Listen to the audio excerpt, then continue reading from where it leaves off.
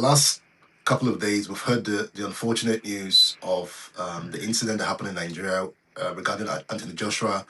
Sadly, his friends have passed away. It was a horrific accident that happened on his way to see his, I think, to his family home. His family, yeah. And so I just wanted to get your take and your perspective and so what you've heard so far about it. Thank you very much for having me on this program once again. It's a program I love to come all the time. And thank you for the opportunity to appear here once again. Listen, first and foremost, I would like to pass my condolences to the family of the deceased and specifically to Anthony Joshua. As someone who has gone through what Anthony Joshua is experiencing, or who is still going through what Anthony Joshua is currently going through, I put myself in his shoes, and I do not think it's going to be an easy road for Anthony Joshua, losing two best friends in this horrific manner. I'm so sad for him. I'm so sad for him, and I hope he pulls through. I really really hope he pulls through. And then coming back to the incident itself, there is so many failures, But when incident like this happens, we try to be sympathetic, you know, to the family of the victims and all that, and then not try to pinpoint blames at these early stages, From my perspective, I mean, from what we're gathering, from what we're hearing, I think this accident was avoidable. It Mm. was avoidable. Number one, the road at which they were traveling was a good road, very, very good road. It might not be something a lot of people are familiar with when we talk about good road in Nigeria, but this particular one, we don't give it to the road because the road was a good, very good road, newly constructed road, wide and all that. And from the pictures and the visuals we've seen so far, the road was not even that busy. The road was clear and all that.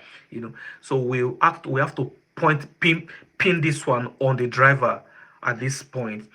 I'm personally pinning this one on the driver. It's For me, I think this accident was caused by driving without due attention, or due driving without due awareness of the road, basically, or maybe distractions or whatever it is. Yes, I agreed that a truck was parked on the road, but not really on the road. We will call it, for some of us that live in this country, we know we have what we call the hard shoulder. You Yeah. know, that truck could be said was parked on the hard shoulder. But the driver that was driving Anthony Joshua and his friends to have slide away from the road, and ram into a parked truck. I feel so sorry that this has happened, and from the pictures we've seen so far, it was horrific, and it's not something that anyone would really really wish for anyone, really. I mean, the again with such things, there's always news spreading. You're never quite sure what's accurate, Yeah. what's been confirmed, what's not. But I heard the other day that there was rumors of a busted tire, which derailed the driver, and it's what led to the actual accident. It's most likely that the vehicle was coming on top speed, and as a result of the tire burst, which the eyewitnesses said, lost control and then ran into that. That's what we can say about that.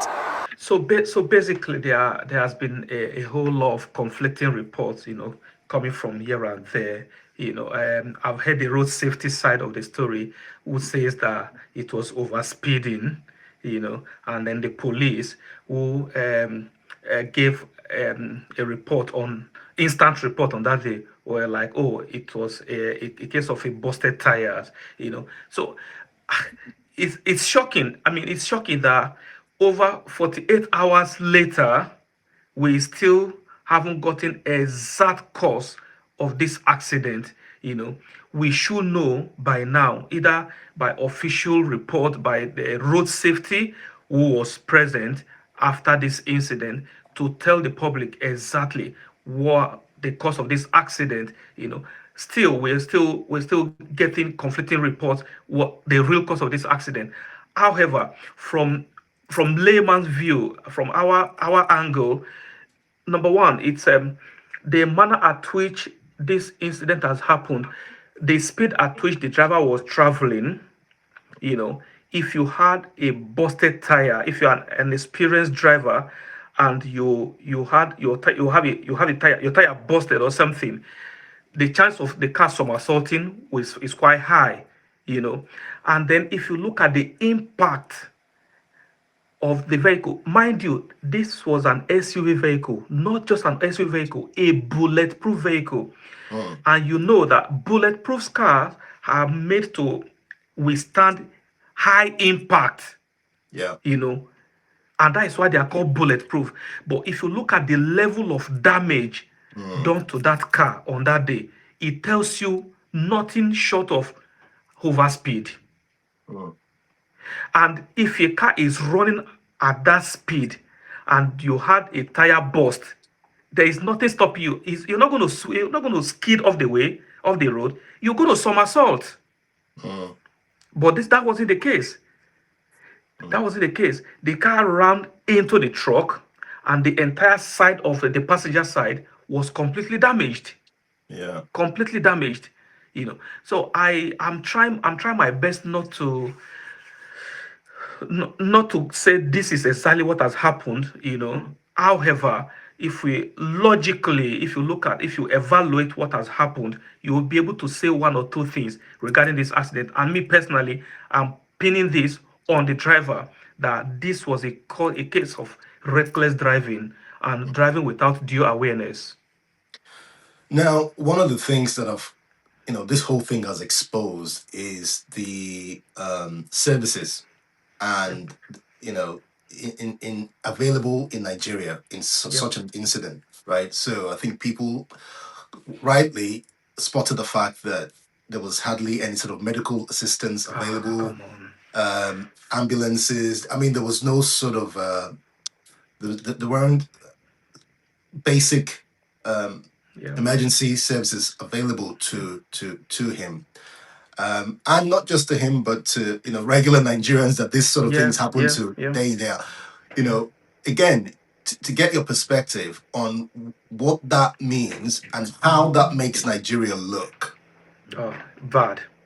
Absolutely bad. Terrible. Aside the fact that this has happened, it's claimed life, it's thrown entire families into unimaginable trauma, pain, of losing loved ones. Another side of it for we Nigerians is how much this has exposed the country in a negative light. You know, don't get this confused. We had these two guys coming to Nigeria to celebrate Christmas with their friend, and they lost their life in the course. But the part the government should play, the list of this was to render emergency services, was to see a situation whereby you have paramedics on ground, coming to salvage what is left. Who can? I mean, you can't tell. It could have been more than this. There would have been more than four, five, seven people that would probably need medical attention in that instant, but there was nothing on site. And shamefully, it's the manner at which even the survival of this accident, the manner at which they were moved from the vehicle that had this accident into and chunked them into a police van. You know, it was quite embarrassing.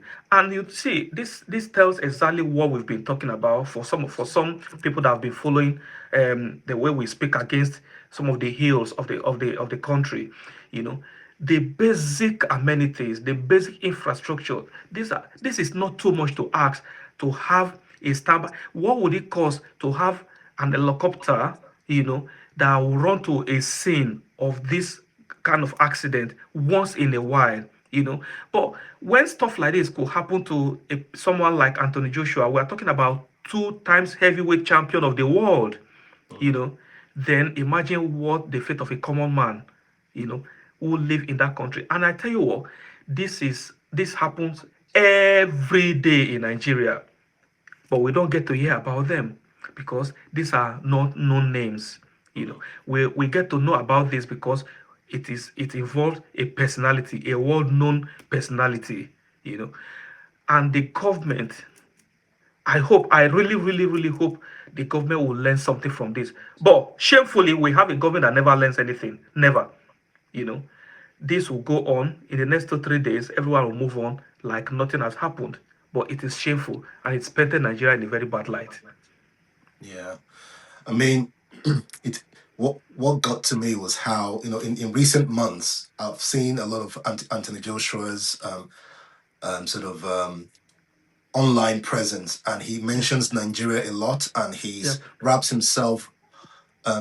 the flag around In the him. Favorite Nigerian food has to be jollof rice, red stew, coleslaw, moi moi, and plantain. I do more tasting than cooking. My favorite Nigerian musician has to be Fela Kuti, and the song I like the most is Water No Get Enemy. For me personally, Yeah. And he promotes Nigeria quite Yeah. well. Yeah. A really good ambassador, really.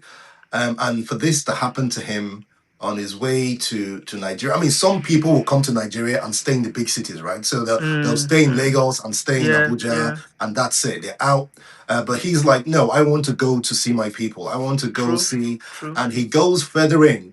my favorite place in Nigeria to travel to would have to be my granddad when I go and see him in Ibadan. It's one of the few places in the world that I've been that is completely different to anywhere else. So it's very unique, and I love that about Nigeria.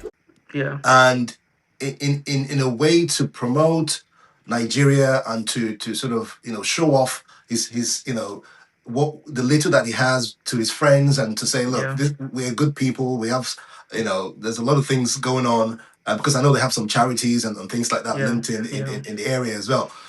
So, and then for this to happen and there not to be any kind of support available for him No. and his No. friends, and it's No. really quite bad. Yeah. And just from that perspective, it's a shame, really. I mean, you talked about lessons the government can learn, or whether they will learn or whether they won't. But in terms of actually responsibility, is this something state government, federal government, who do you think is particularly um, required to do something that would help at this level? Because, there's things like ambulances, Yeah. road safety mechanisms, Yeah. those things are sort of there, but they're not really functioning in the way that we Yeah. see Yeah. function in the Yeah. West or Yeah. in other Definitely. developed countries. When stuff like this happens, all hands must be on deck. Mm, You know, to salvage the situation. But when we talk about whose responsibility it is to provide these amenities, to make these amenities available, I mean, this happened in Ogun State. mm, You know, it happens in Ogun State. I think, yeah. Um, we should have those facilities available. From the state level. You get what I mean? From the state level, fine. We had road safety officials, that arrived on the scene on this day. Why were they not there with ambulance? Why are there road safety? What is their duty exactly? If their duty is not to come to the rescue of victims, accident victims on the highway, you mm, know, why they're just strolling on a normal vehicle, like people going to office. They are there on the highway, to respond to emergencies. So why are they not with ambulance? Why are they not with paramedics? mm, You know. So these are the questions we need to ask. And I hope the government learn from this really and say that, you know what, you can't be a road safety official standing on the road without no, from if you go back to watch the video, you see that those road safety officials, they had no clue of the simplest first aid. mm, The simplest experience in first aid they did not have. Because if they do, the manner at which they were moving Anthony Joshua, who is already in pain, who had just been involved in an accident, you do not know what part of his body is dislocated, and you do not know, they do not know how to move such a person, mm. you know, to the other vehicle. It tells you they had no experience in first aid at all. And these are some of the trainings that I hope they will go back to the drawing board and start providing this sort of training to those they call the road safety. So Yeah. I will expect the state government also to actively get involved in providing some of these amenities on the highway. So both federal government and state government need to work hand in hand, because state do not control the road safety, federal control the road safety. Mm. However, the SAFE can provide these services, and donate them to the road safety that are being run by the federal government. They do it. We've seen a situation whereby state government buy vehicles, for police. Police are under the jurisdiction of the federal government, but for them to be able to carry out their duties, they provide some of those vehicles that they need. So the same way, I will employ all the state governors, in the entire 36 states, to learn something from this and provide what these road safety officials in their states, what they need to carry out their duties. And I hope they will listen this time around. Mm. Mm. No, that's a good point. So just to end on this point, then, how does Nigeria repair this damage? Because this is a reputational damage, an immense one at a global level. It's a huge embarrassment to the country. It's also a very sad incident where people have lost their lives. People who are Yeah, visiting the country have lost yeah, their lives. We see citizens lose their life every day, yeah, and yeah, and it's sad and it's horrible. But obviously, it doesn't attract the international media because they're not foreigners. But yeah, here is a case whereby people have joyfully come to the country yeah, yeah. and have sadly lost their lives in such a tragic way. How does the country move on from this? How do we begin to repair the PR damage that this is causing us? You see, government already missed the first opportunity to minimize the damage, Mm, that has already been caused. The number one of it is transparency. By now, people should the official report should have been there. This is the cause of the accident, and I shouldn't have to Google to know what government is doing. You know, mm, the the much we've known so far is Anthony Joshua is in one particular hospital in Ogun State. That is what we've known so far, you know. But you see, when a government is secretive about everything, they lose trust, they lose confidence, and that is one problem in Nigeria that is quite endemic, really. Lack of information. They don't know how to pass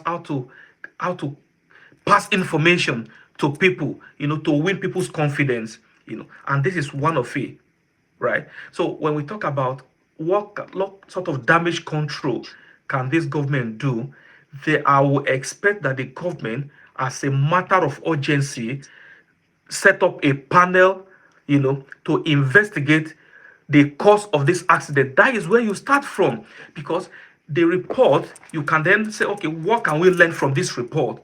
When mm, you start doing stuff like this, the outside community will say, oh yeah, fine. I think the government is there on top of the game. They really want to make sure that this does not happen again. But we're not seeing it. Like I said, unfortunately, in the next 2 days, this story will not be on the news anymore. And that is what saddens some of us, that really want this country to succeed. mm, It's saddening. Personally, I feel, aside the fact that this has happened, I feel pain, the level at which the negative images has painted. mm, And I said to my friend, I was like, I feel so sad that this has happened in Nigeria, because we haven't got a good reputation even before now, and this has happened again. And look at the picture that is going around, So I hope, when it comes to Nigeria, as a Nigerian, you can only hope. You can't say for a fact. You can only hope that the government will come out and start telling people that this is what we need to do. This is what we need to, like I point out. We need to hear that, oh, the government has set up a panel. Put it on the news there that government has set up a panel to investigate the cause of this accident, and then to see how we can remedy subsequent issue circumstance like this, and what can we do better in the future, and also we need government to start creating awareness on the road. We do not have that at the moment in Nigeria. When government start promoting stuff like this, it shows one thing, that these governments are actually, they are responsive. They are responsive to issues. So when we start seeing, oh fine, okay, there's going to be a driver's awareness courses going now. There are going to be some sort of road safety measures put in place and all that, so that we don't see this kind of accident again. Those are some of the things that the government need to put out there, to the outside community, to see that yes, they're actually on top of this game. And I hope they do that. Like I said, as a Nigerian, we can only hope. We can't say exactly what this government will do.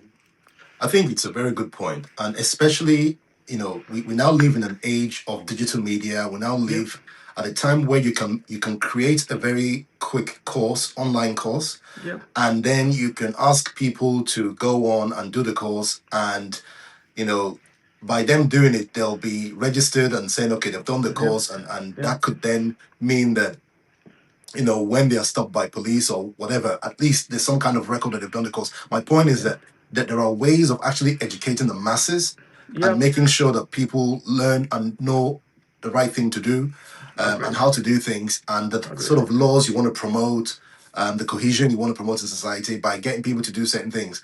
And it's very cheap to do now and really, really affordable. Yeah. And I would hope that at some point the government will be able to, harness all these things as available, that they can actually do and use to, for the betterment of the country. But yes, once again, thank you very much for your input. Thank you sir. very much for your perspective.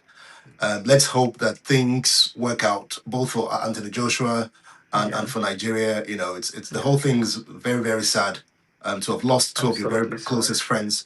Our condolences go to the families, Yeah. as always, and we just pray that lessons are learned at this point and things move forward for the better. Yeah. But Yeah. once again, thank you for coming on the show. Thank you for your Thank you perspective. very much for having me.